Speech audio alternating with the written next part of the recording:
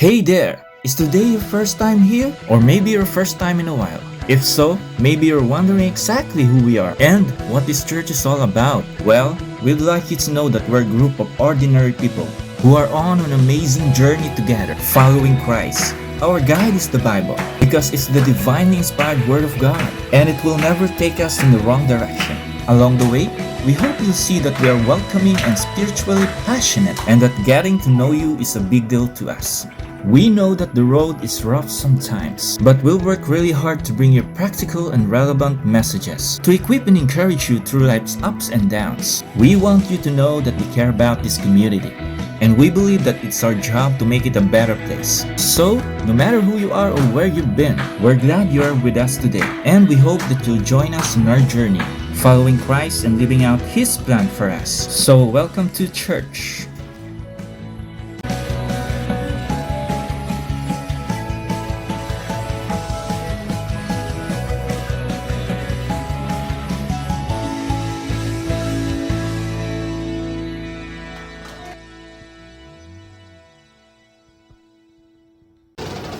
Ayan, magandang umaga po sa ating lahat. Bago po tayo mag-start, tayo po muna yung tumayo at magbasa ng salita ng Diyos sa mga Kawikaan chapter 13. Ang mga anak na may entaway ng ibig sa kanyang ama, walang halaga sa pagkalaro ang pangalasan. Talaga mo na mabuti ang bunga ng kaibigan, ngunit ang nasa ng sama ay puro karasahan. Ang ingat ng salita ay nag-iingat sa kanyang buhay, ngunit ang taong nagaganda ay nagsasalita sa mga kamahan. Ang naman ng nangarap, ngunit hindi natutupad, ang hangalan ng masigap ay nilang nagaganda. Ang taong matuwid ay umuwi sa pagniya, ngunit ang salita ay masama ay nagaganda pakinggan. Ang luti ay inimanan ng kanyang pagniya, ang samay ay nagaganda.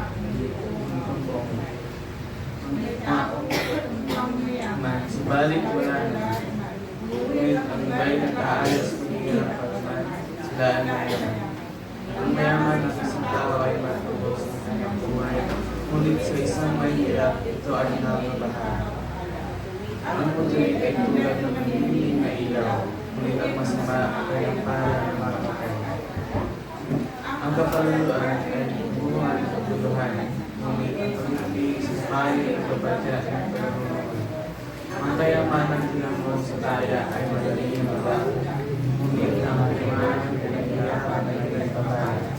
Ang matagal na pinagina ay nagpapagdaan ng pag-oobra, ngunit ang pangarap na natupad ay pintulot ng kasiyahan. Ang mga turo ng matalino ay parang buhay. Ito ay nagpalayo sa tingnan ng kamatayan. Ang katalinoan ay umaanit ng pagkain, ngunit ang taksilan ay naghahati ng mapakama. Ang katalinoan sa isang tao ay nakikita sa kanyang gawa, sa kilos ay nagkilala ng taong walang-tama. Ang masamang pagpapalita ay lumilikha ng kaguluhan, ngunit ang mabuting pagpapamagitan ay lumulutas ng alitan. Kahihigan ng kasasakalan, hindi lang kikinig sa sawayan, ngunit ang tumatanggap ng payo ay nag-aani ng karangalan. Ang pangarap na natupad ay may tulot na ligaya, ngunit ayaw iwan ng masama niya. Ang nakikisama sa may unawan ay hindi matalino, ngunit ang kasama ng mga harap ay masama ang kahirapan. Ngunit sa gana ang pagpapala sa pagpatuloy ay nagpapitay. Ang matuwid ay nag-iiwan ng pangalan hanggang sa kapwa. Sa matuwid, nauwi ang naipon ng isang makasalanan. Ang ugit ng mahihirap ay ang pangakong kasalanan. Ngunit ito'y ikasayang dahil sa wala ng pagkakulang. Mawagmahal ng magulang, anak ay disiplin, anak ng ipapalo, hindi mahal ng magulang. Ang matuwid ay sagana sa lahat ng kailangan, ngunit ang masama ay palagi na magkukulang. Salamat po sa pagkabasa ng salita ng Diyos.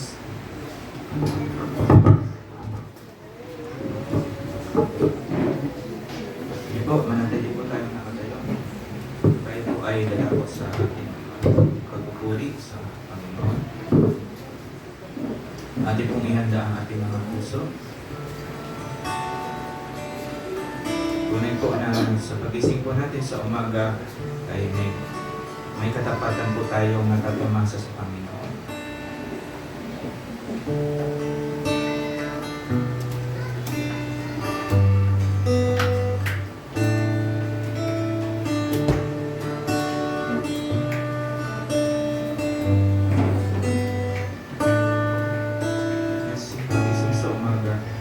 Pagising sa umaga, naalala ka, nasasabi ng puso ko na makapiling ka. Umaawit, sumasamba, sumasayaw sa'yo, nahihintay ng pangungusap mo.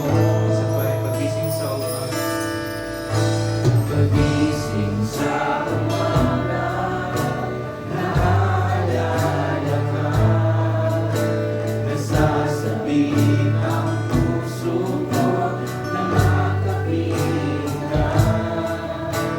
Umaawit, sumasamba, sumasayaw sa'yo, naghihintay ng pangungusap mo.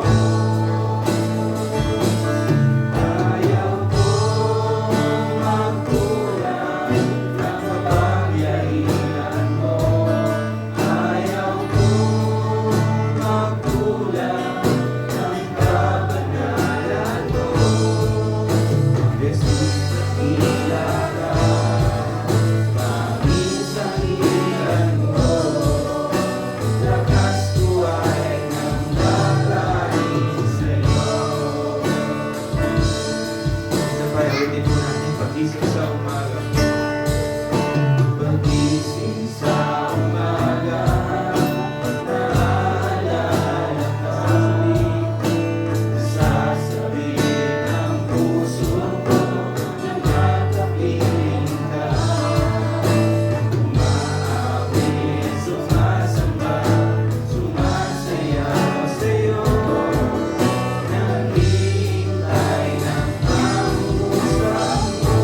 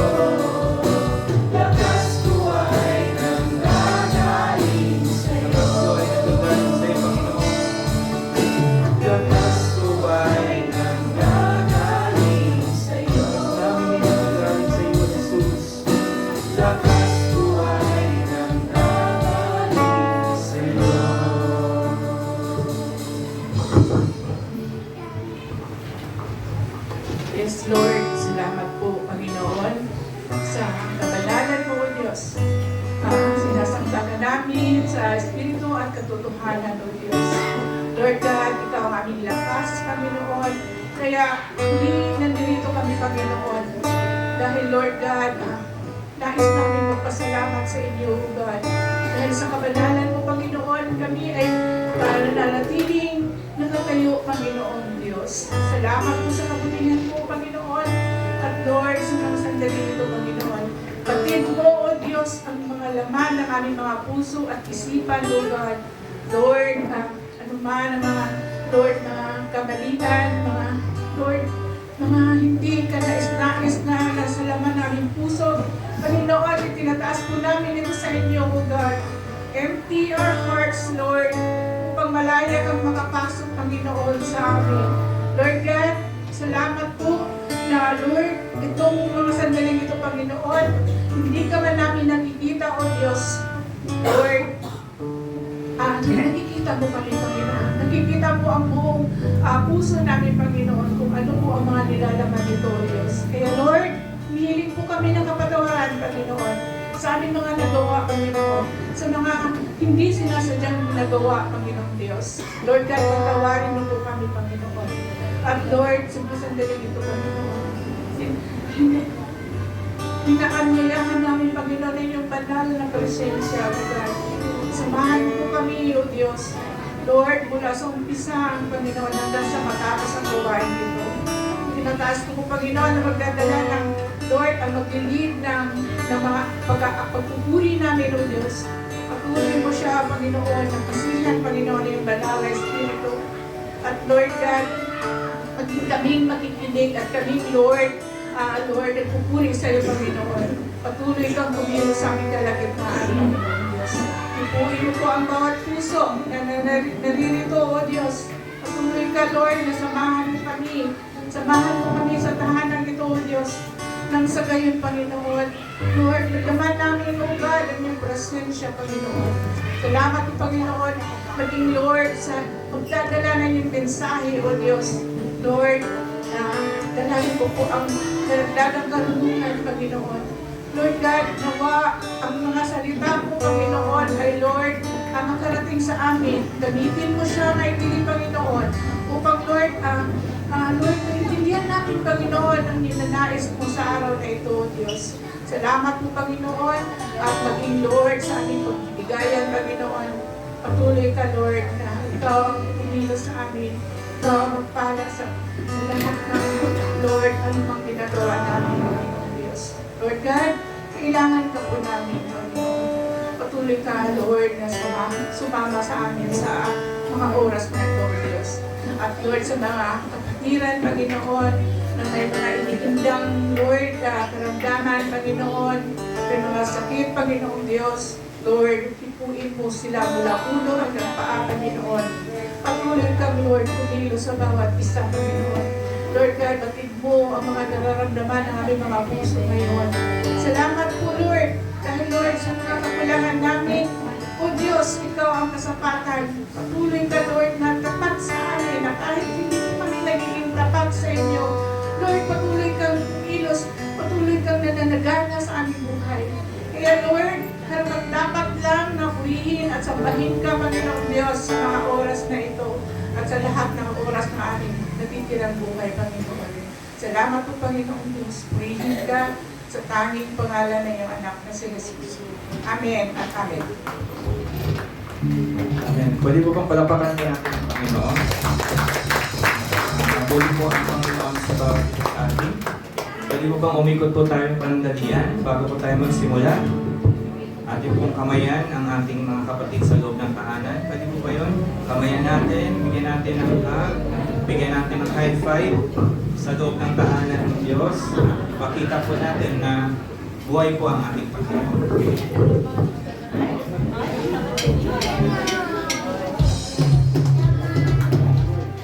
Tunay po na araw-araw kasiyahan, araw-araw po kagalakan, at araw-araw po magpupuri po tayo sa ating Diyos na buhay. Ano mang sitwasyon maranasan natin, aawit po tayo sa ating Panginoon.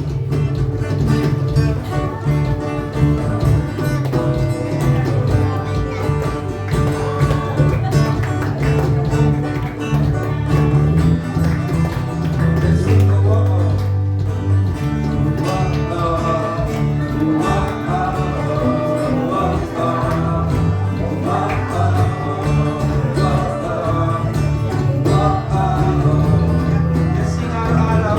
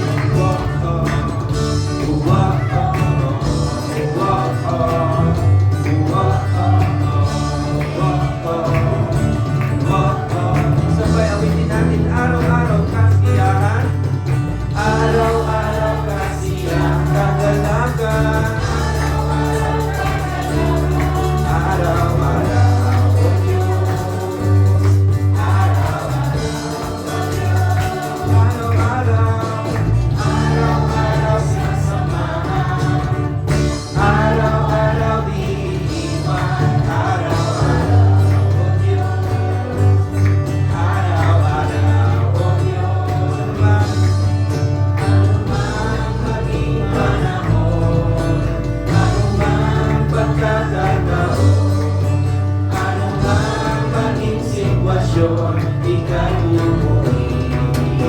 Ikaw at ikaw ay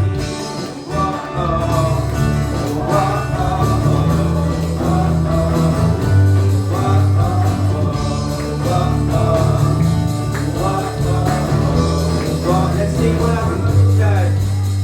Wala kang katulad, wala kang katulad, wala kang katulad, wala kang katulad. Wala kang katulad, wala kang katulad. You sing wala kang katulad, wala kang katulad. Wala kang katulad, wala kang katulad. Yes, declare wala kang katulad. Wala kang katulad, wala kang katulad, wala kang katulad, wala kang katulad, wala kang katulad, wala kang katulad. Ano man, ano man maging panahon, ano man pagkakataon, ano man maging sitwasyon, ika'y pupuli. Ano man maging panahon, ano man maging panahon, ano man pagkakataon, ano man maging sitwasyon, ika'y pupuli. Ikaw at ikaw ay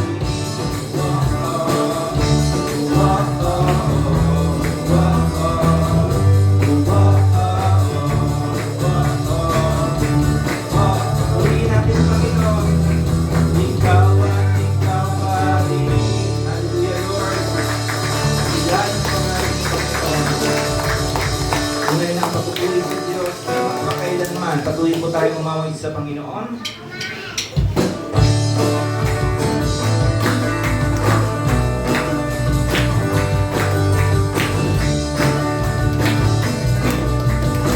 Pagpupuri sa Diyos.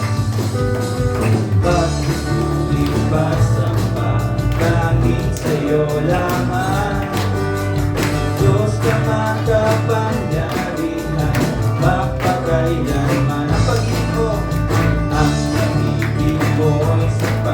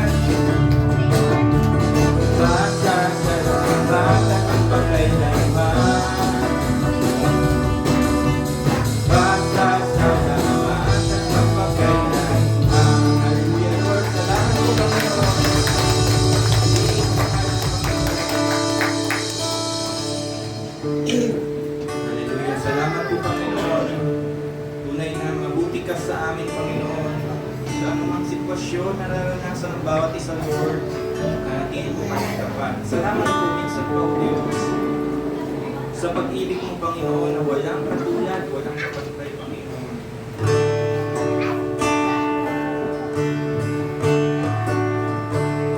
Patuloy tayong magpuri sa Panginoon. Walang hanggan ang pag-ibig ng ating Panginoon Diyos. Hallelujah. Let's sing walang hanggan.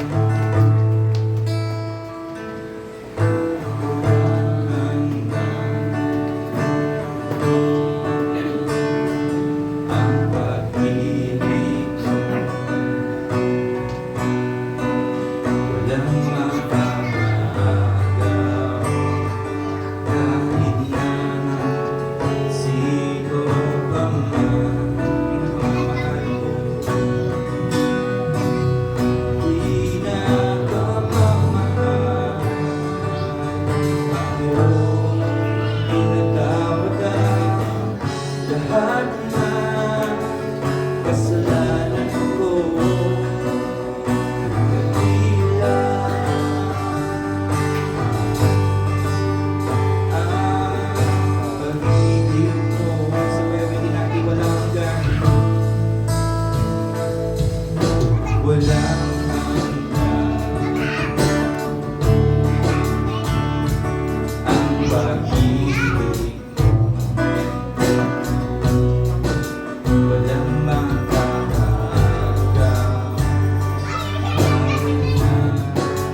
sino pa man. Pinakamamahal ako, pinatawad ang lahat ng kasalanan ko. Dakila ang pag-ibig mo, pinalaman kayo na lamang. Ang pag-ibig mo sa mundo, kaya ibibigay mo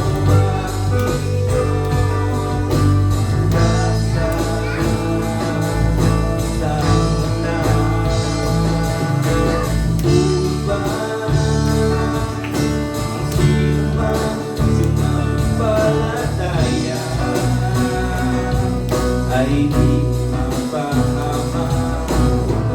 Magkaroon buhay.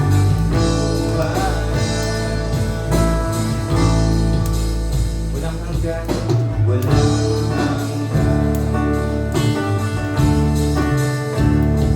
ang pag-ibig mo. Walang makakagaw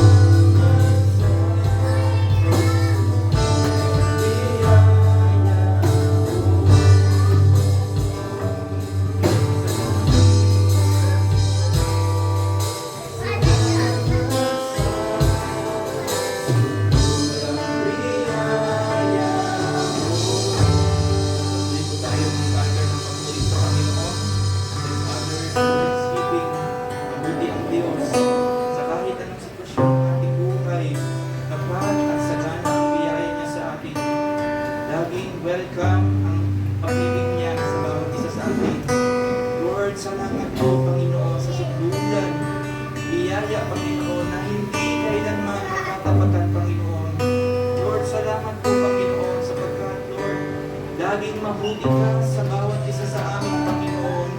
Salamat po, Diyos, sa katapatan mo.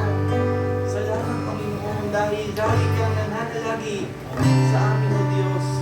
Anumang panahon ng aming maranasan, Panginoon, anumang sitwasyon, O Diyos, nananatili po kayong tapat sa amin, O Diyos. Kaya, Lord, patuloy kami magpapasalamat. Anuman ang ihatiin at ihain ng mundong ito, Panginoon, mananatili kang Diyos sa amin, Panginoon. Salamat po. Hallelujah. Hallelujah. Piliin mo, Panginoon. Pakilain ang pangalan mo. Sabay uwitin natin. O Diyos, karunungan at katwiran na isa'y kabanalan na iyan. Salamat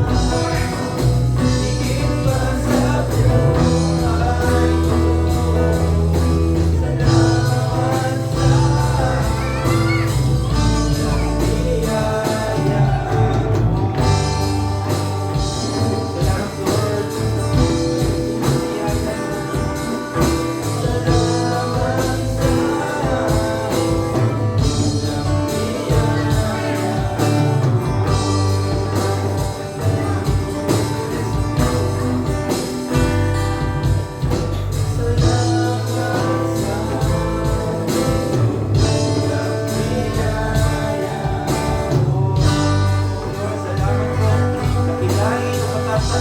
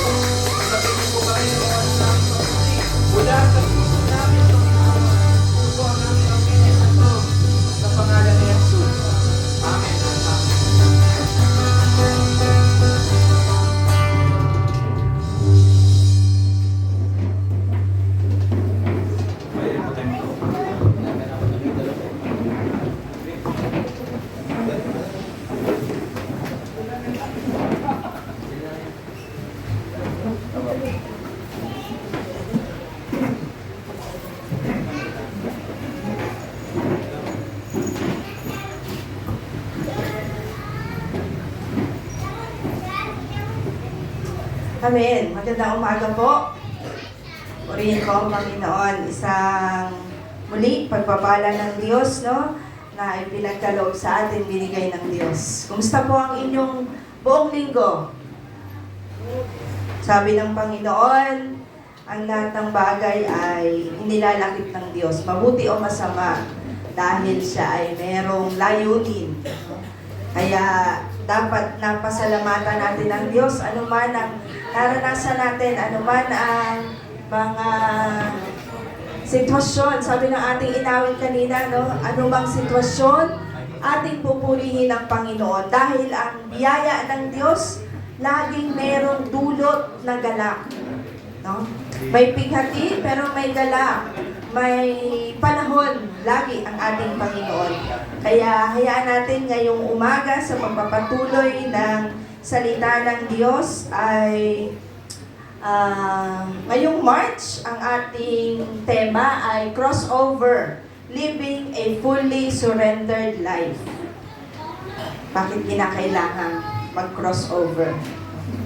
Hayaan natin na ngayong umaga ang salita ng Diyos ang siyang magpaunawa sa atin. Basahin po natin sa Joshua chapter 5 verses 2 to 9. Pwede ba pong sabay-sabay nating basahin in 1, 2, 3. At the time the Lord said to Joshua, "Make flint knives and circumcise the Israelites again." So Joshua made flint knives and circumcised the Israelites at Gibeath Haraloth. For now this is why he did so. All those who came out of Egypt, all the men of military age, died in the wilderness on the way after leaving Egypt. All the people that come out had been circumcised, but all the people born in the wilderness during the journey from Egypt had not. Verse 6, the Israelites had moved about in the wilderness 40 years until all the men who were of military age when they left Egypt had died. Since they had not obeyed the Lord, for the Lord had sworn to them that they would not see the land he had solemnly promised their ancestors to give us, a land flowing with milk and honey. So he raised up their sons in their place, and these were the ones Joshua circumcised. They were still uncircumcised because they had not been circumcised on the way.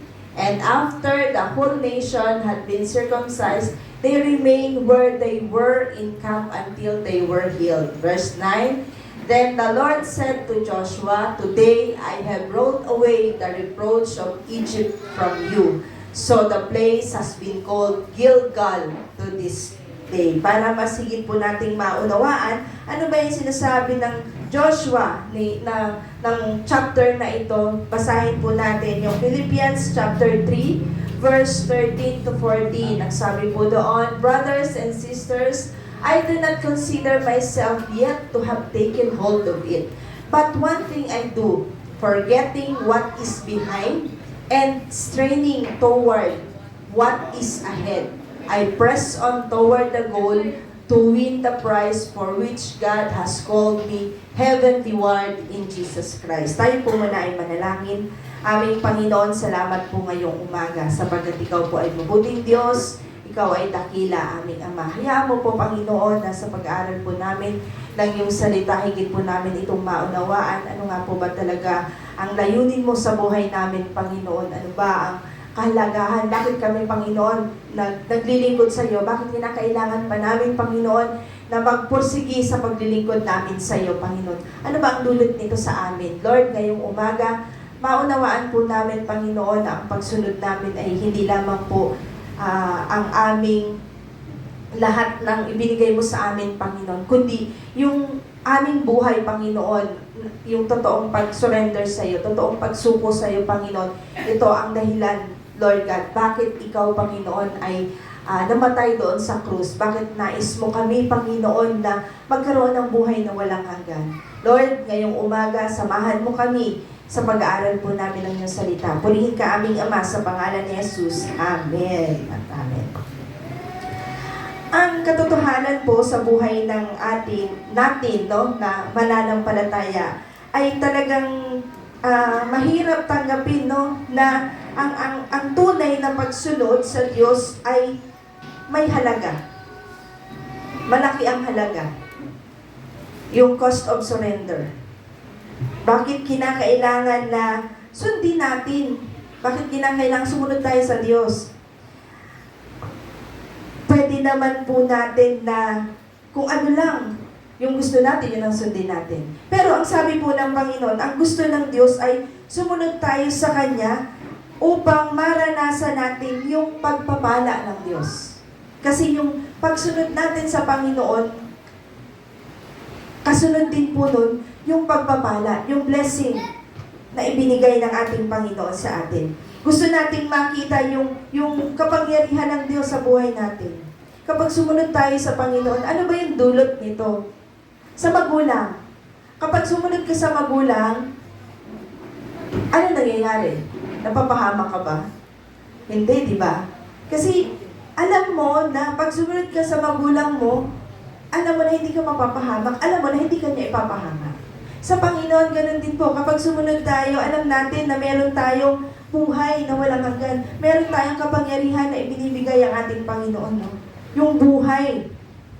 Pero minsan, kapag dumarating na po yung sandali na magbibitiw tayo sa Panginoon, yung magsasakripisyo, magtitiwala, kahit masakit, doon tayo nagkakaroon ng pag-aalinlangan, nagkakaroon tayo ng doubt. Talaga ba, Lord? Na kapag sumunod ako, ay ito yung mangyayari. No, laging may doubt, laging totoo ba? Talaga ba? Lagi tayong may ganon. Pero sabi po ng Joshua, chapter 5, verse 2 to 9, doon sa ating binasa, makikita po natin doon yung kakaibang utos ng Diyos sa bayan ng Israel. Napansin niyo po? Meron siyang command. May utos ang Diyos doon. Sila po ay papasok doon sa promised land, sa bayang ipinangako ng Diyos. Kung tutuusin, pag pinag-aralan po natin yung history, dikit-dikit lang sila. Ang lapit lang. Parang, kumbaga, parang isang tumbling lang, no? Nandun na sila sa promised land. Pero hindi ganun yung nangyari. Pag yung story ng Bible, binasa natin, hindi ganun yung nangyari. Talagang inikot-ikot sila ng Lord, no? Kung saan sila dumaan. Hindi ganun. Kasi hindi yun yung layunin ng Lord eh. Merong gustong ituro ang Diyos sa kanila. Kaya naman, so nung nandun sila, pagpasok nila sa promised land, nandun sila sa battle agad yung kanilang kinaharap. May pagsubok agad. Nandun yung battle. Pero bago sila lumaban, merong ipinagawa ang Diyos sa kanila. Ano kaya yun? Kinakailangan ma-circumcise sila. No? Ano ba yung circumcision? Hindi po sinabi ng Diyos sa kanila na nung nakaharap nila yung mga kaaway o handa nyo na yung mga pang-armas ninyo, yung mga pang-battle war. No? Hindi yun yung utos sa kanila ng Diyos. Hindi sinabi ng Diyos na, ayan na, nasa harapan nyo na, halika kayo dito, mag-strategize na kayo, anong gagawin nyo? Paano nyo sila lilipulin? Pero hindi yun. Ang sabi ng Diyos sa kanila, magpa-circumcise kayo, magpatuli kayo. Sa panahon pong yun, ang circumcision ay masakit. At sa panahon na naman talaga natin, no, nangyayari po yun sa kalalakihan. Masakit, no? Nararanasan yon. Pero, sa panahon na yon, yun yung pinagagawa sa kanila ng Panginoon, mayroong dulot. Bakit? Para magkaroon sila ng kagalingan. Anong ibig sabihin? Magiging mahina sila pansamantala? Kasi, mararanasan nila yung sakit.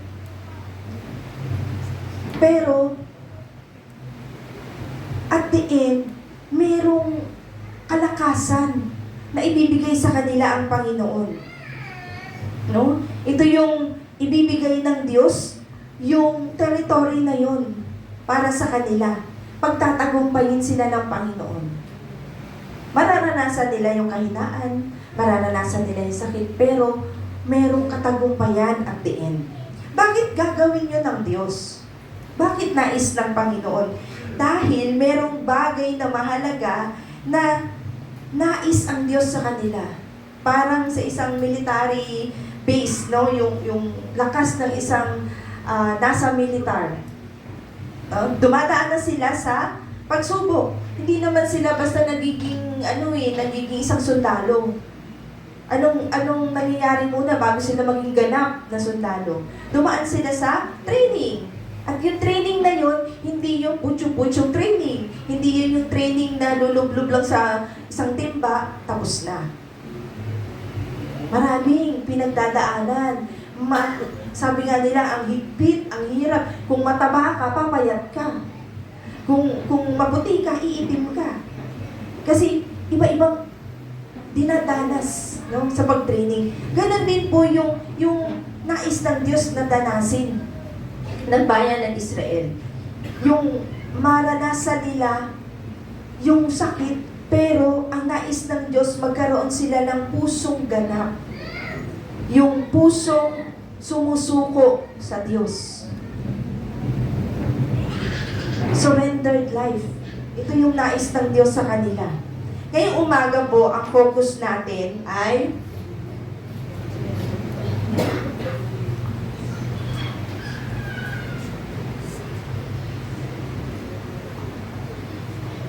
before conquering Jericho, Israel had to consecrate themselves at Gilgal. The reproach of Egypt had to be rolled away. Titingnan po natin yan mamaya. And yung pangalawa po, you cannot fully cross over if you are still carrying the baggage of the past. Totoo naman. No? Mahirap mong ibigay, mahirap kang sumurrender sa Panginoon kapag meron ka pang daladalahin. Kapag hindi mo kaya pang i-lay down sa Panginoon. Mahirap pakawalan, tama po. Kasi yun yung comfort zone mo. Yun yung pwedeng magkaroon ka ng safety.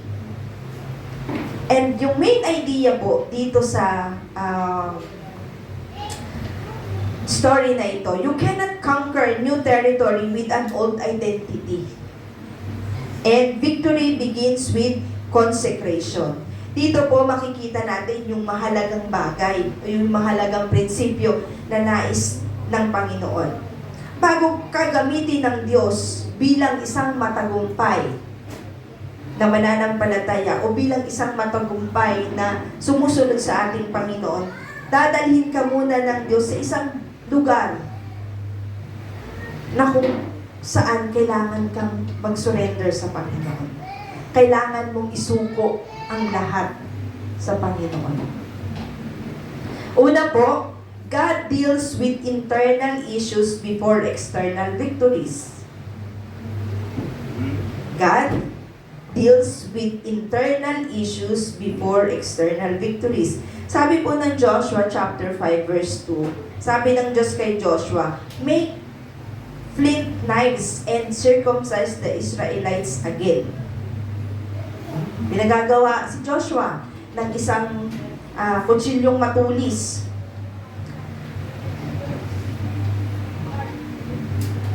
Saan ba gagamitin yun? So, sa pag-circumcise, no? Sa pagtutuli. Ito ay masakit, nakakatakot, at posibleng mapanganib, no? Kasi talagang, during the time, wala namang mga pain, anesthesia, mga pain reliever, walang ganon. Pero, anong ginawa ni Joshua? Nag-complain ba siya sa Lord? Sinabi niya bang, hala, hindi pwede. Wala tayong kagamitan dito. Pero ang ginawa ni Joshua, sumunod siya sa Panginoon. Sabi niya, Lord, sige, pero siguro meron din sa mind niya, at the back of his mind, Lord, pwede bang mamaya na lang. No? Pwede bang, Lord, wag na lang? Lord, delikado yun eh. Meron kayang ganun na thinking si Joshua? Possible, no? Minsan, siguro ganun. Kasi ang hirap gawin yung mga bagay na lalo na hindi ka komportable. Si Joshua, siguro ganun yung kanyang naramdaman. Maaring ito yung naging back sa mind ni Joshua. Pero, ang sabi ng Panginoon, maaaring sabihin ng Diyos sa Panginoon, o sabihin ni Joshua sa Panginoon, Lord, pwede bang patawarin mo na lang yung mga itong bayan mo?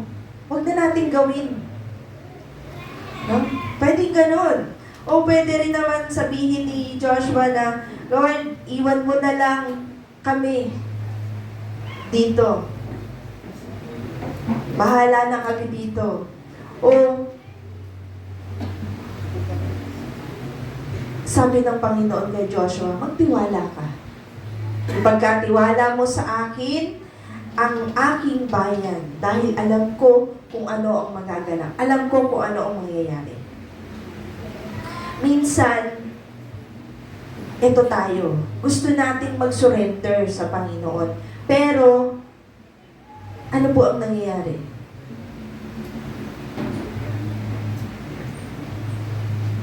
Ang hinihintay lang natin, blessing. Yung pagpapala ng Diyos. Without surrender sa Panginoon, no blessing at all. Walang pagpapala.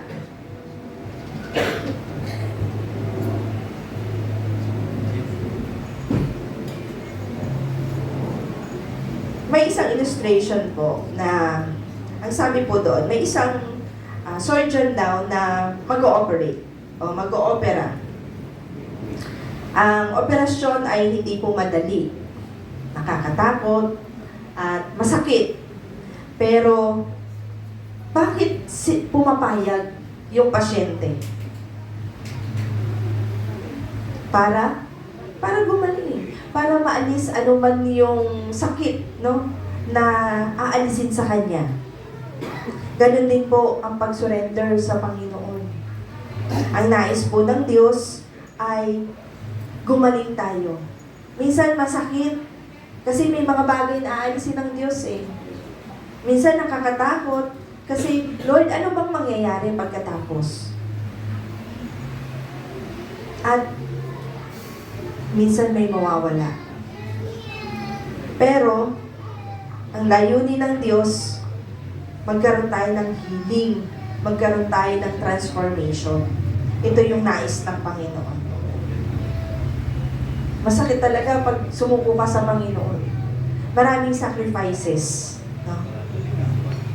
Bago ang panlabas na tagumpay, may panloob na pagbabago.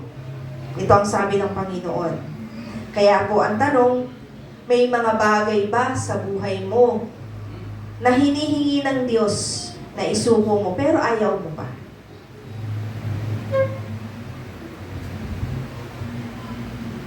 Sabi ng Lord, surrender it now. Pero sabi mo, Lord, di ko pa kaya. Ayaw ko pa. Pero kapag ba dumating yung panahon na kinuha ng Diyos yung ayaw mong isurrender, anong gagawin mo? Mapipilitan ka na lang no? Na ibigay. Pero, ano ang dulot nun? Masakit? Kakatakot? Wala na. Pero ang sabi ng Panginoon, may pagpapala. Mayroong dahilan. Pangalawa po, deliverance from Egypt is not the same as Egypt leaving you. Sa verse 9, sabi po doon, Today I have rolled away the reproach of Egypt from you. Ano ba yung rolled away?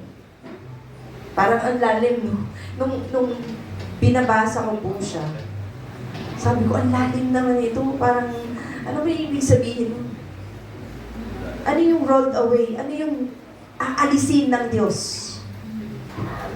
Yung nais alisin ng Panginoon. Ang circumcision po ito po ay sign ng covenant sa Panginoon, no? Yung sa pamamagitan ng Diyos at ng bayan ng Israel. Yung covenant nila. Kasi ganun kamahal ng Diyos ang bayan ng Israel. Sobrang mahal. Kanina po nanonood ako ng preaching. Kasi tuwing umaga po ay nagsisimba muna ako. Nauna na ako sa inyo. So, but every Sunday po yan morning, nakikinig ako ng preaching ni Pastor Peter. So, kanina po, ang topic niya ay about sa end times. Nadaanan niya po yung bayan ng Israel. Napakaganda kasi talagang nakikinig ako sa Lord, grabe yung pagmamahal mo talaga sa bayan ng Israel. Hindi nila naiintindihan kung gaano sila ka-bless. Kung gaano sila talagang precious sa kamay ng Panginoon. And ito yung nais ng Panginoon, no? Bakit sila kinakailangang i-circumcise ulit? Bakit sila kinakailangang tuliin ulit? Kasi gusto ng Diyos yung covenant. Yung sign ulit. Manumbalik kayo sa pag-ibig ng Panginoon. Manumbalik kayo doon. Kasi nakalimutan na nila yung love sa kanila ng Panginoon. Kaya ito yung sign ng Panginoon para sa new covenant na ibinigay ng Panginoon. So habang sila ay nasa wilderness, maraming tao ang nandoon. Pero marami pa rin ang hindi na circumcised kasi nga nung lumabas sila, no? May mga nanganak na. So ito yung mga hindi pa na circumcised na mga bata, mga tao. So, ibig sabihin po noon, may bahagi ng kanilang relasyon sa Panginoon na napabayaan, na hindi na ayos. Hindi pa maayos sa ating Panginoon. Kaya bago sila lumaban sa Jericho, no, kinakailangan muna nilang mag-renew ng kanilang covenant sa Panginoon. Kung gusto nila ng blessing mula sa Panginoon. Maging matagumpay sila sa kanilang pakikipaglaban. Kaya po minsan ganito rin tayo, no? Sasabihin natin na Kristiyano tayo, alam natin ang salita ng Panginoon, pero may mga bahagi sa buhay naman natin talaga na hindi fully surrendered sa Panginoon. Hindi ganap yung pagsuko sa ating Panginoon. Kaya lagi tayong nire-remind ng Panginoon yung covenant natin sa Panginoon. Imagine niyo na lang, kung tuwing nire-remind tayo ng Lord sa covenant natin sa Kanya, may circumcision na ginaganap.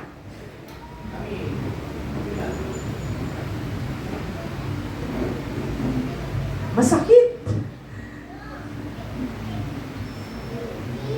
No, nakakapanghina. Every time na magkakaroon tayo ng covenant sa Panginoon, ganun yung gagawin ng Diyos. Mahirap po yun. Pero ano ba yung mga hindi pa natin na isusurrender sa Panginoon? Pride. Chicken. No? Number 1 po, pride. Totoo naman. Ano natin dyan, yung pride, yung bitterness, yung mga secret sin, hindi hayag ng mga kasalanan, yung pag-ibig natin sa mundo. Ano yung mga pag-ibig sa mundo? Material na bagay, yung nakakapag alis sa atin sa love natin sa Panginoon. Minsan sabi natin, kala natin yung mga material na bagay, pera lang. Hindi. Ano po yung mga material na bagay na yan na aalis natin sa Panginoon? Nadadivert yung kaisipan natin sa Panginoon. Instead na you are listening to the Word of God, anong nangyayari? Ay, mas gusto mong makinig ng telenovela. No? Instead of reading the Bible, anong reading the pocketbook.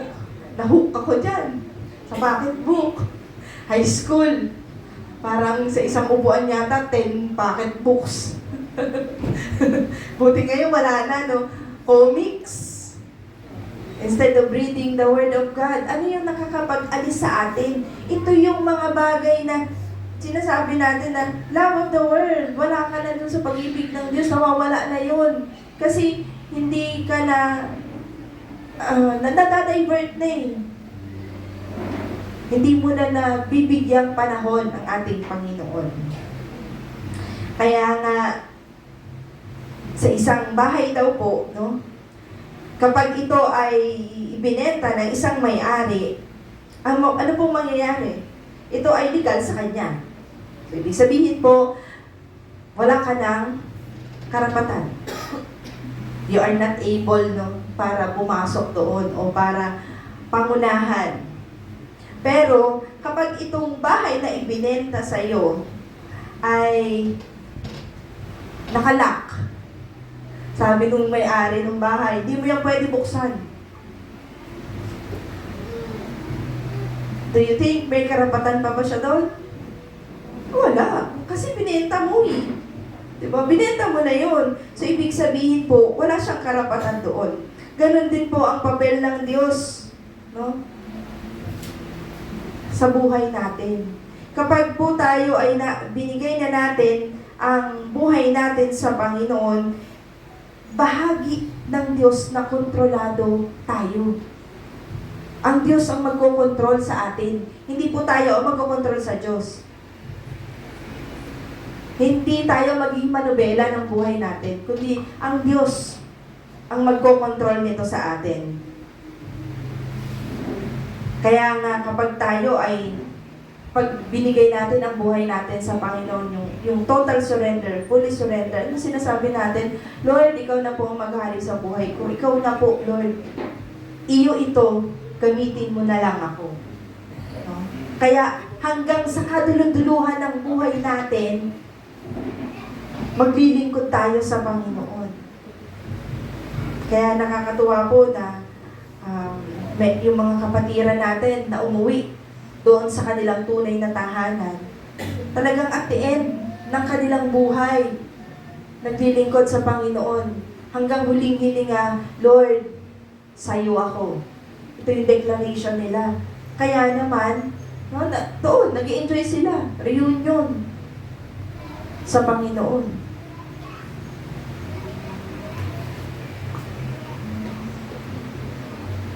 Sabi ng verse 9, ngayong araw ay inalis ko ang kahihiyan ng Ehipto sa inyo.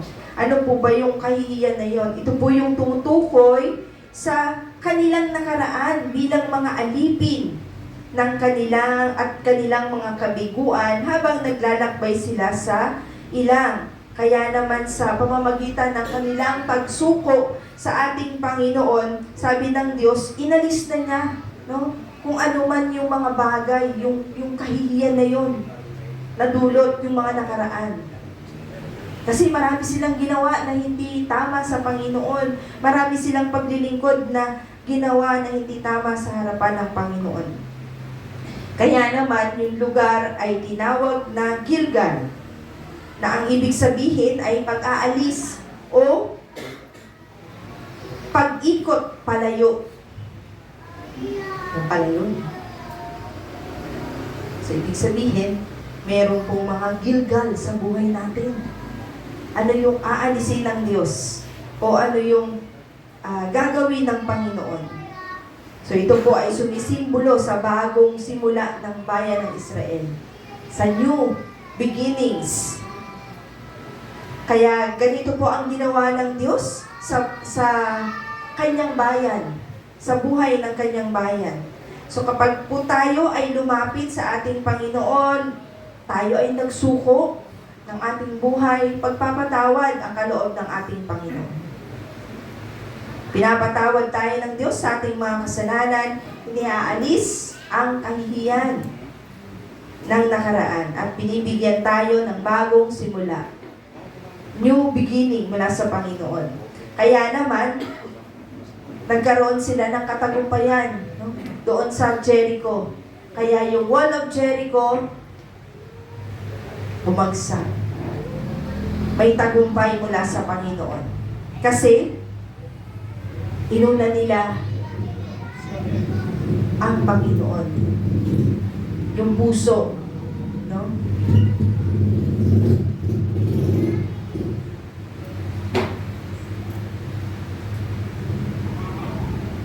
Ang tanong po, what Egypt mentality, living always, habits, sins, still influencing your thinking? Ano po yung ano ba yung Egypt mentality?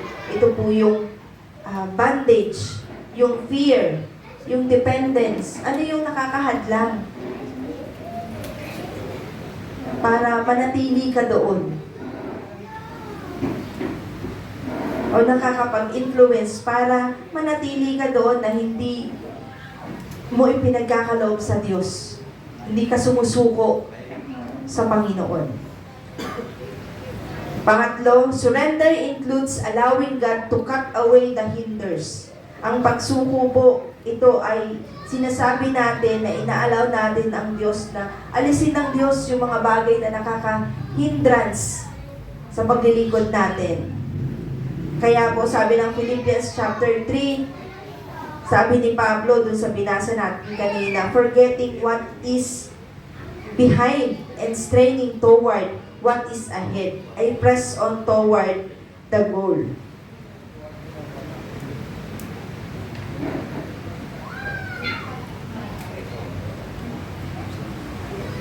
Ano ba yung mga dahilan? Bakit tayo nahihirapan na lumapit sa Panginoon? Sabi ni Paul, maaaring yung achievement. Kasi si Paul, aral siya eh. Diba? Madaling si Paul. Aral siya. Ito ba yung nakakahadlang sa atin? Yung achievement natin sa buhay? Yung edukasyon. Degree holder kasi ako. Kadalasan yan eh. Yan yung narinig natin, lalo na kapag titled ka. Degree holder ako. Bakit mo ako utusan? Bakit ko kailangan gawin yan? At yung status sa buhay natin. Kilala, mayaman, hindi naman ganun kayaman, pero umaangat. Ang paglilingkod natin sa Panginoon, pantay-pantay. Sa loob ng church, pantay-pantay. Hindi porket nakakaangat ka, hindi ka na-allowed dumampot ng basura. Hindi ka na-allowed magpunas ng upuan.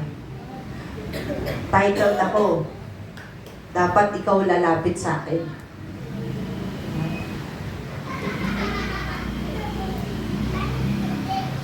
Pero pinapaalala ng Diyos sa atin, forget it.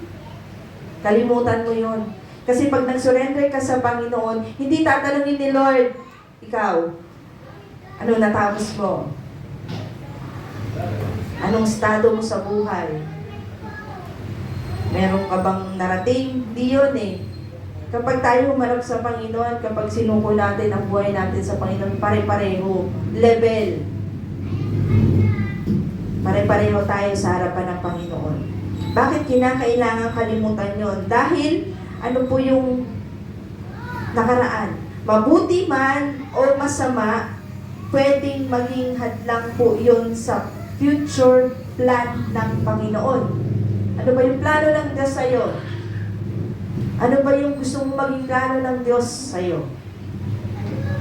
Kasi kapag lagi nating isip na educated ako, ito yung status ko. So yun pa lang, nahahadlangan na ano ba yung plano ng Diyos sa'yo? Ano ba yung gustong gawin ng Diyos sa'yo? Gustong gawin ng Diyos sa'yo, maging pastor ka. Yung business mo, gustong gawin ng Diyos, lumaki, pero gusto niya, merong karagdagan para sa plano ng Panginoon. Sabi mo, ay naku Lord, teka muna. Ayoko. Kasi, ano yan, mababawasan ng kayamanan ko. No? Ano mag-tights? Kasi mababawasan. No? Pero ito yung mga bagay na sabi ng Panginoon, kinakailangan nating isurrender sa Panginoon. May dalawang bagay na kinakailangan nating isuko sa Panginoon. Una, past failure, yung mga nakaraan. May mga hindi, no? Yung mga lumang nakaraan natin sa Panginoon, may mga guilt tayo. Minsan iniisip natin, Lord, hindi ako pupwede kasi ito yung nakaraan ko.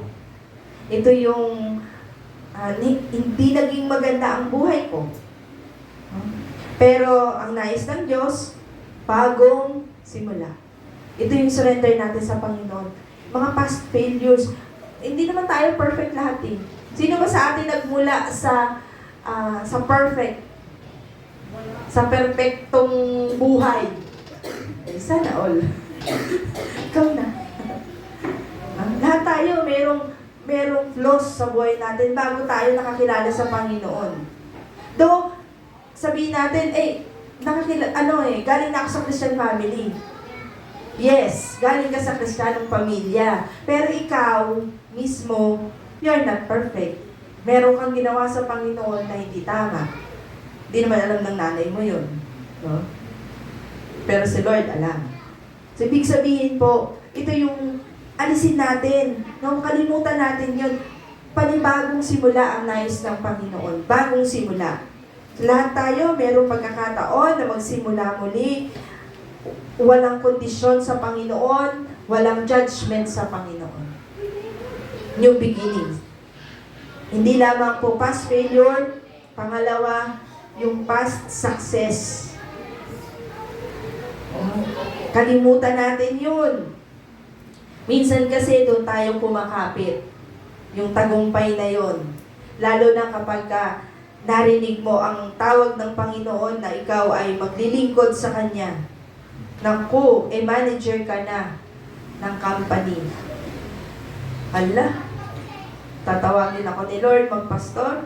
Ako po, paano na yung family ko? Lalo na kung family people ka, oriented ka, no? May pamilya ka, paano mo bubuhayin? Sabi nga ni Ivan, ayoko magpastor, walang pera dun. Sabi ni Ivan, walang pera dun. Totoo naman. May pera ba sa pagpapastor? Wala naman talagang pera. Pero i-bless ka ni Lord. Si Lord ang mag-bless sa'yo. Kaya ang pagpapastor po ay hindi pagkakakitaan.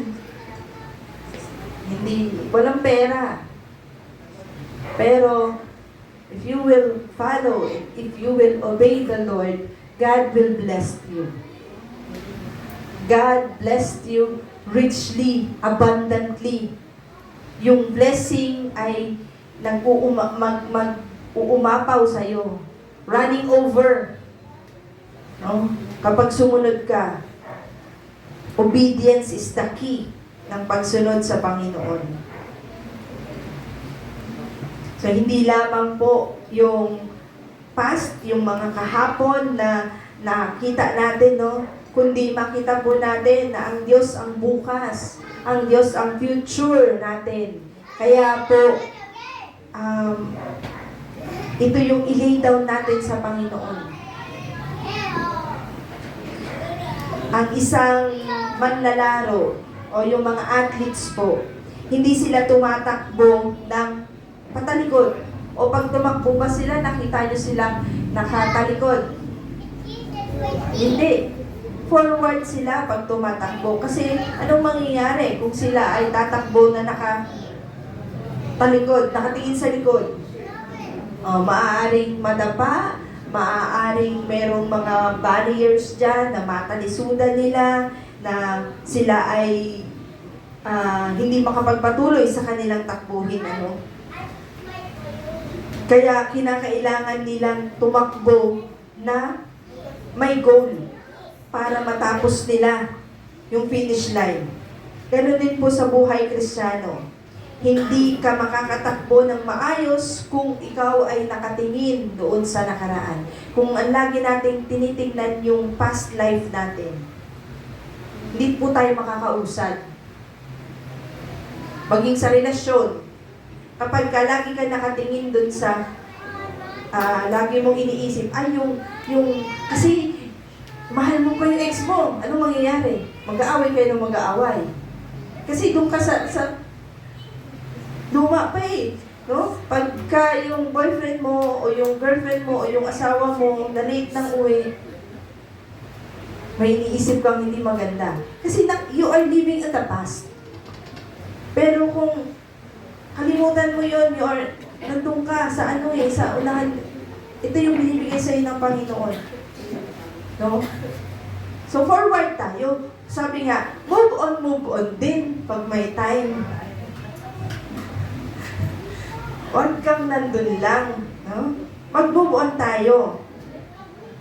Surrender.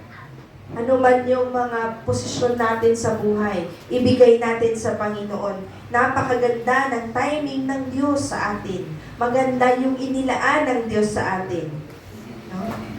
Kaya nga doon sa panahon nila Joshua, pagkatapos ng circumcision, anong nangyari? Nagkaroon ng tagumpay. Kasi kahit masakit yung kanilang naranasan, yung ipinagawa ng Diyos sa kanila, may tagumpay. Nakuha nila yung laban nila. Nakamit nila yung laban nila sa Panginoon. Kaya ang pag-surrender po sa Panginoon ay paghahanda sa panibagong simula natin sa Panginoon.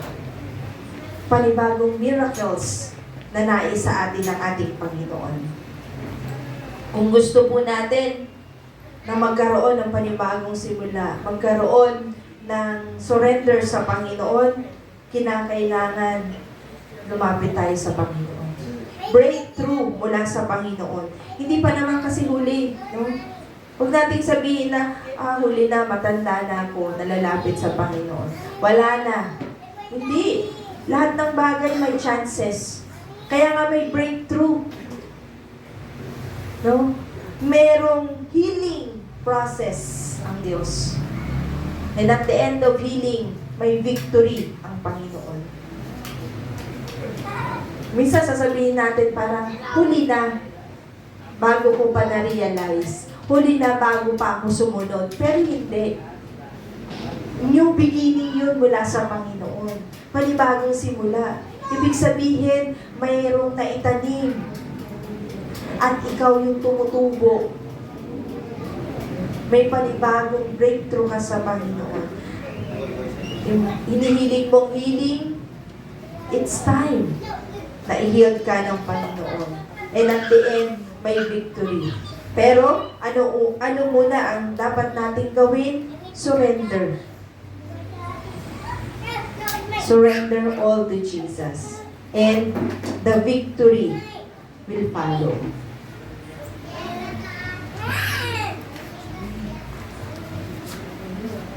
Kaya po, ang isang buto na itinanim, maaaring sabihin natin ay tutubo sa magandang lupa, maaaring sa hindi. Kaya nga ang buto na itinanim, hindi lang, pag magtatanim ka, hindi lang dapat isa. Dapat marami kang itanim. Kasi, mamatay man yung isa, may tutubo pa. Merong halaman na kinakailangang mamatay muna bago tumubo. Meron yan eh. Hindi ko lang po matandaan kung anong halaman yun. Parang pag tinignan mo, wala na siyang buhay. Patay na. Pero, later on, makikita mo, umuusbong siya. Meron siyang, nagkakaroon pala siya ng ugat. ang ating pong pananampalataya sa Panginoon, kinakailangan minsan mamatay para muling mabuhay. Kinakailangan tayong magkaroon ng panibago, no? Yung uusbong ulit ang ating pananampalataya. Mamuhay tayo na mayroong katagumpayan sa Panginoon. Ang tanong po, ano ba yung pride, no? What pride you needs circumcision? Ano yung mga pride pa sa buhay natin na nangangailangan ng muli tayo na magpa-circumcise sa ating Panginoon? Tandaan natin, physical circumcision represent deeper spiritual work. Malalim, no? Yung spiritual work of God. Yung pag-aalis sa atin. Ano yung inaalis? Yung rebellion, disobedience, pride, na kinakailangan isurrender natin sa Panginoon. Yan. Marami pong bagay. When you are surrendering yourself to God, you are not losing control. Ibig sabihin po, hindi tayo talo. No? Hindi tayo nawawalan ng control sa buhay natin kapag sinurrender natin ang buhay natin sa Panginoon. But you are placing your life in the hand of one who knows your future. Ibinibigay natin yung sarili natin, isinusurrender natin yung buhay natin doon sa higit na nakakaalam kung ano yung future natin. Yung bukas. Yun kasi yung pinakamahalaga dun. Yung bukas. Ano ang bukas na meron tayo? Oh? Hindi natin alam kung ngayon may magandang trabaho pa ba. O bukas wala ka ng trabaho. Biglang magsara. Hindi natin alam. Walang nakakaalam ng future natin. Pero, kapag ito ay fully surrendered sa Panginoon, wala kang pag-aalala. Dahil alam mo na, ang Lord, siya bahala sa iyo. Siya magpapakain sa iyo. Mawalan ka man ng trabaho, papakainin ka ng Panginoon. Mawalan ka man ng hanap buhay. Yes, God will provide. During the pandemic, lahat, walang trabaho, wala bagsak. Sarado mga establishments. Even the company, sarado. Yung mga on-site, ano tawag doon? Yung mga may physical work, hindi nakakapagtrabaho. Pero tanong ko, nagutom ba kayo? Ginutom ba kayo ng Panginoon? Tama po, kami dito ba? Nag-extend. No? Binless tayo ng Lord. Parang match pa nga eh. Sabi ko nga eh, grabe talaga oh. Yung mga tambay, lalong tumataba. No? Kasi sila nasusuplayan ng pagkain. Imagine po ninyo, sa panahon na yan, God provides us more. No? Yung pagkainan natin, hindi na wala ng pagkain. Hindi po natin hawak ang future natin. God holds our future. God holds our future. Kaya po, nais ng Panginoon, total surrender. Though, ang pag-surrender natin sa Panginoon may kaakibat, it costly. Pero, kahit po masakit, kahit may sakripisyo, may letting go. Pero hindi po tayo bibitawan ng Panginoon. Hindi tayo bibitawan ng Diyos. Hindi Hindi po maaaring maging hadlang ang nakaraan natin sa plano ng Diyos sa ating buhay. Kaya sabi ng Joshua chapter 5, anong nangyari? Sumuko ang bayang Israel sa Diyos. Kasi ito ang nais ng Panginoon sa kanila. Pagkatapos ng surrender nila sa Panginoon, sabi ng Lord, I have rolled away. Aalisin ko yung mga nakaraan ninyo.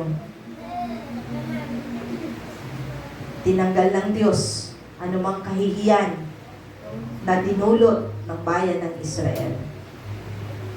Tagumpay ang ipinagkalooban ng Diyos. Sabi ni Pablo sa Philippians, I press on toward the goal for the prize of the upward call on God in Christ Jesus. Ang buhay na surrendered po sa Panginoon, tumatakbo patungo doon sa layunin ng ating Panginoon, doon sa nais ng Diyos. Kaya ngayon po, maaaring may hinihingi ang Diyos sa atin. May nais ang Diyos na hinihingi. Hindi naman hihingi ng Diyos yung sobra-sobra sa atin. Ang hinihingi lang ng ating Panginoon, anong kasalanan meron tayo na kinakailangan nating isurrender sa Panginoon, kinakailangan nating i-lay down sa Panginoon, talikuran yung mga kasalanan na yan. Sugat na kailangang ma-heal. Kailangang mapatawad. No? Minsan, ito yung nagiging hadlang. Hindi natin kayang patawarin yung sarili natin. Pinatawad tayo ng Diyos sa mga kasalanan natin, pero hindi natin kayang patawarin ang sarili natin. Forgive yourself also. Kasi pinatawad tayo ng Panginoon. Humingi ka ng tawad sa Panginoon, and God forgave you, forgive yourself also. No? Huwag tayong maging bandage doon. Pangarap na kailangan mong ipagkatiwala sa Panginoon, yung future. Ang hirap maglingkod sa Panginoon, lalo na kung ikaw ay nandoon na sa peak ng paglilingkod.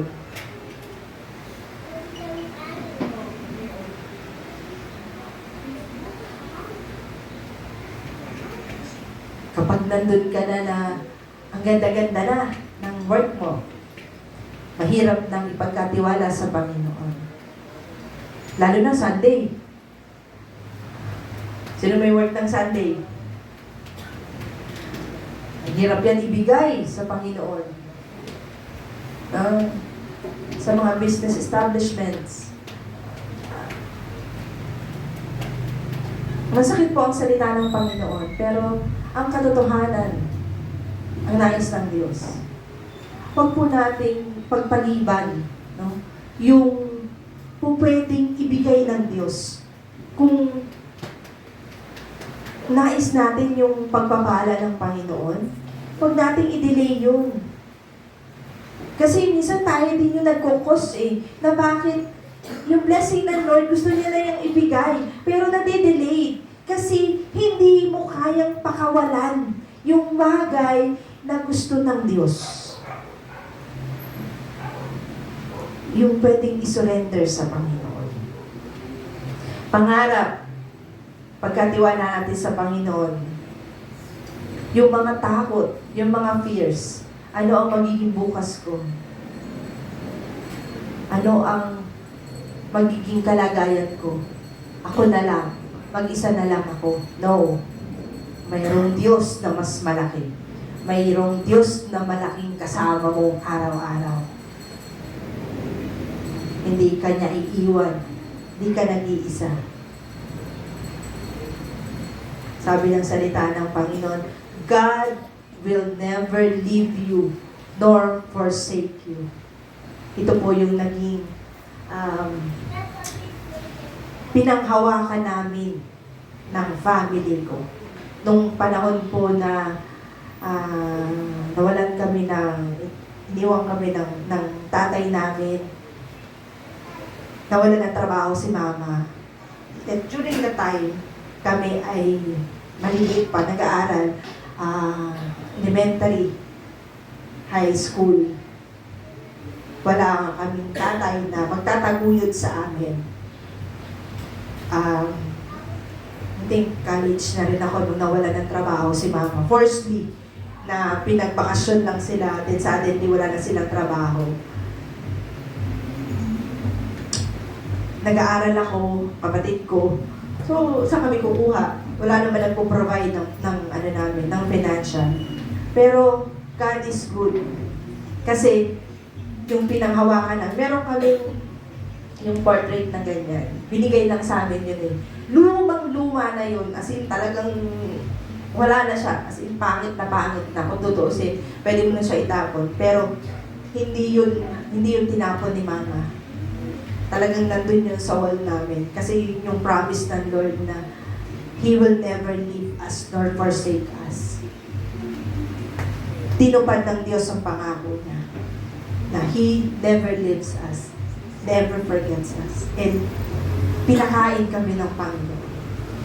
Ito po yung pangako ng Diyos, no? Na ang sabi lang ng Panginoon, surrender.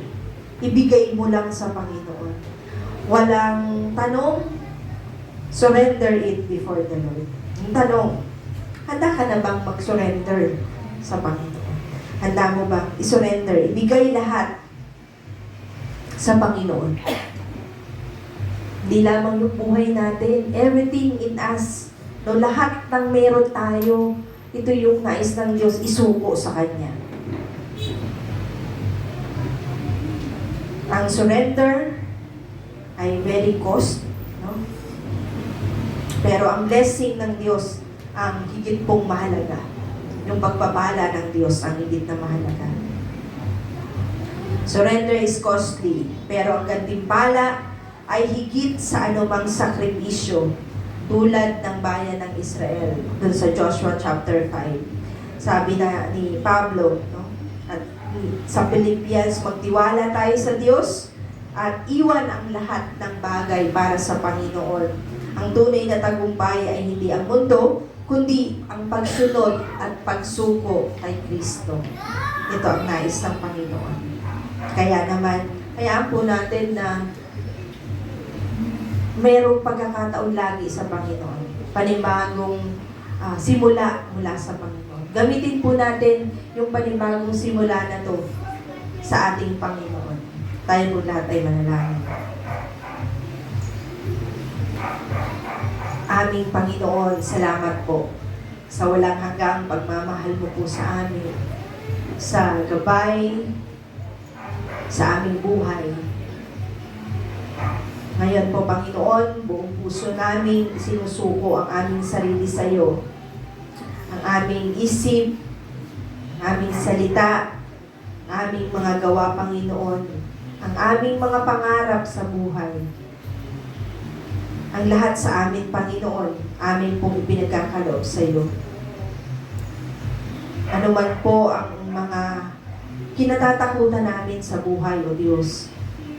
Mga pag-aalinlangan, yung mga pagkukulang po namin sa iyo. Panginoon, tulungan mo po kami maging ganap. Tulungan mo kaming maging instrumento, Panginoon, ng iyong kalooban sa amin. Hayaan mo po lumakad kami doon sa nais mo, Panginoon. Doon sa itinakda mo, Panginoon. Mahirap man, masakit man, Panginoon. Pero Lord, hayaan mo po, ito'y magsilbing hamon sa amin upang magpatuloy kami sa paglilingkod. Hindi maging hadlang, Panginoon, ang nakaraan upang hindi kami magpatuloy sa paglilingkod namin, kundi ang nakaraan na yan, Panginoon, ang maging simula ng aming paglilingkod sa iyo. Palitan mo, Panginoon, anumang takot ng aming pananampalataya. Anumang pagdududa, Panginoon, palitan mo ng tiwala, O Diyos. Higit sa lahat, Panginoon, anuman yung mga plano namin para sa aming sarili, O Diyos, ito'y maging plano mo. Mauna ka, Panginoon, sa mga planong ito, Lord God. Turo mo sa amin, Panginoon, kung paano kami magpatuloy, lalo na, Panginoon, kung paano ka namin sundin papaano ka namin mahalin, Panginoon, ng buong puso. Kaya mo pong maglingkod kami ng merong katapatan, Panginoon. Mamuhay kami, Panginoon, ng merong mapagpakumbabang puso, Panginoon. Inihiling po namin, Lord God, na ang bawat sandali ng buhay namin ay amin pong ipagkatiwala sa iyo. Amin pong ialay sa iyo, Panginoon. Ano mang meron kami, trabaho, negosyo, pamilya, Lord, lahat ng ito, maaari mong kunin anumang oras na nais mo.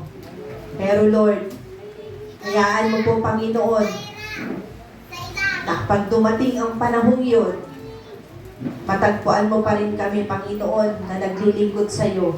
Hindi kami mawawala. Hindi mo kami iiwan, Panginoon. Hindi ka namin iiwan, aming Panginoon. Salamat po, O Diyos, ngayong umaga. Purihin ka, aming Panginoon, sa pangalan ni Jesus, kasama po ng iyong banal na Espiritu. Amen at amen.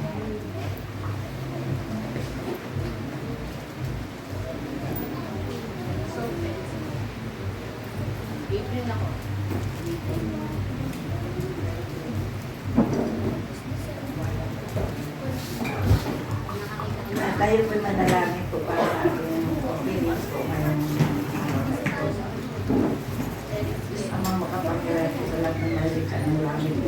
Sabi po ay, nandito naman po kami mag-aaral po sa inyo. Ayaw po sa inyo mga salita po na kailangan po na kayo balik ng mga kung anong mga biyaya na binigay niyo po sa amin na yung marapat na po yan. Kayo po ay aming pangungkalulan po. Kahit maliit man o malaki po eh. Basta bukas sa aming kalooban po ang aming pag-aalay po sa inyo. Nawag po ay basbasan niyo po ang bawat isa sa amin. Ang mga hindi pa mga ama sa tahan na wala pong trabaho. Magkalooban niyo po sila ng wisdom po na ituro niyo po sa kanila kung kanino sila lalapit, kanino sila mag-a-apply, sila po yung tatanggapin po pag may kagawin po ka ng pamilya sa araw-araw ang kailangan na po sila ng direto sa araw-araw. Yung mga nasa abroad din po ay lagi niyo po silang gabayan po at iligtas po sa lahat ng mga panganib at patuloy pa ka ng pagtatrabaho ng sila mayroong paiwis ng pamilya nila pamamagitan po ng blessings po. Thank you po sa pangalan ko ni Kristo.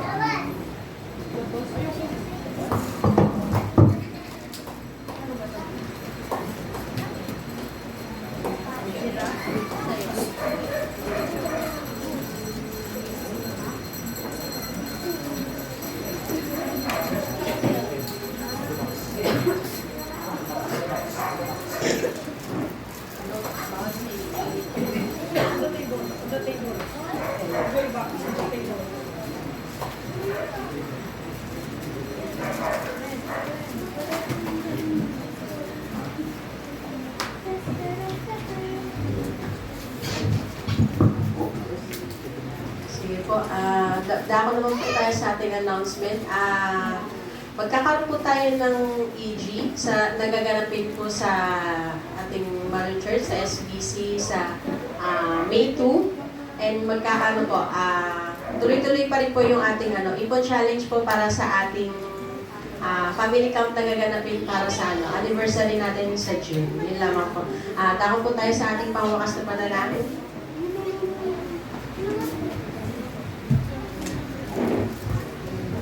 Tayo po muli ay tumayo para sa ating pangwakas na panalangin. Dakilang Diyos na makapangyarihan sa lahat. Maraming pong salamat, Panginoon, sa pagkakataong ito. Na muli ay pinagsama mo kami, Panginoon. Salamat po, Father God, sa iyong mga salita na aming narinig sa oras na ito. Sadyang napakabuti niyo, Panginoon, sa aming buhay. Salamat po, Father God, sa pag-remind mo muli sa amin, Panginoon, kung gaano kabuti, Father God, ang pagsunod sa inyo. Panginoon, patawarin niyo po kami. Kung minsan, Father God, ay inuuna namin ang mga bagay, Panginoon, na ino-offer ng mundong ito. na minsan, Panginoon, ay nawawalan kami ng oras sa inyo at inuuna namin yung mga bagay na hindi importante, Father God. Kaya Panginoon, maraming pong salamat sa lahat ng ginagawa niyo po sa aming buhay. Lord, alam po namin na naman po ang aming maranasan. Through your grace and mercy, Father God, tulungan mo po kami, Panginoon, na patuloy na manampalataya at magtiwala sa iyo, Panginoon. Dahil pag ikaw po ang aming inuna, Father God, ay magiging okay po ang aming buhay, Panginoon. Kaya Lord, maraming pong salamat. Aming Ama, sa oras na ito, Panginoon, amin rin pong inaalala ang pamilya nila Erica na nawalan ng ama, Panginoon. Gaya po ng pagkawala ni Sister Minyang, Panginoon, amin rin pong inilalapit ang pamilya ni Erica, Father God. Hindi po, Panginoon, madali ang mawalan ng ama ng tahanan. Kaya bilang Panginoon kasama nila sa pananampalataya, kami po sa oras na ito ay humihingi po ng gabay sa inyo. Ang panalangin, Panginoon, ang pag-comfort mo sa kanilang pamilya, Father God. Pagkaloob mo po sa kanila, Panginoon, ang kanilang pangangailangan.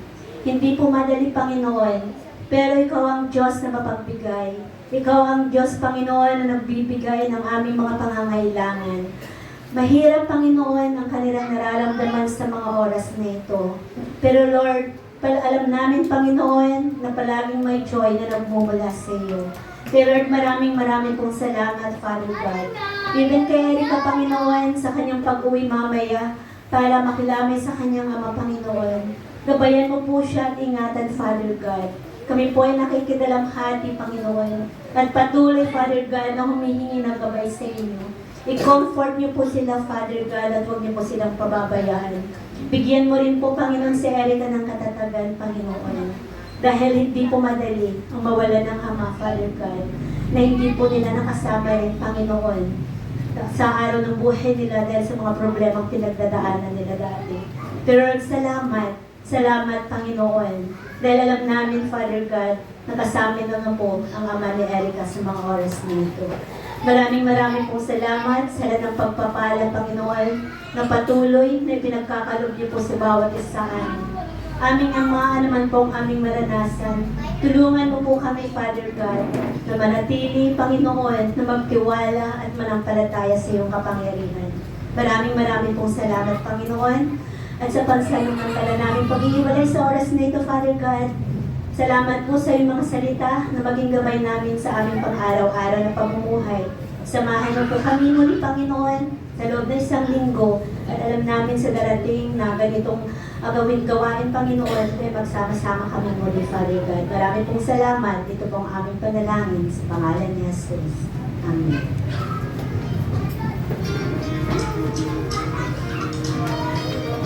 Si Chico.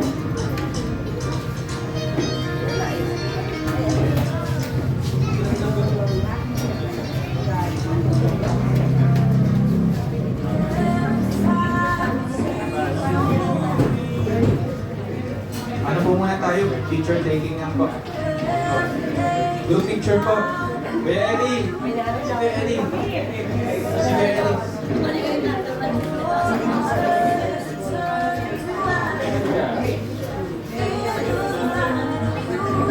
Picture taking nga po.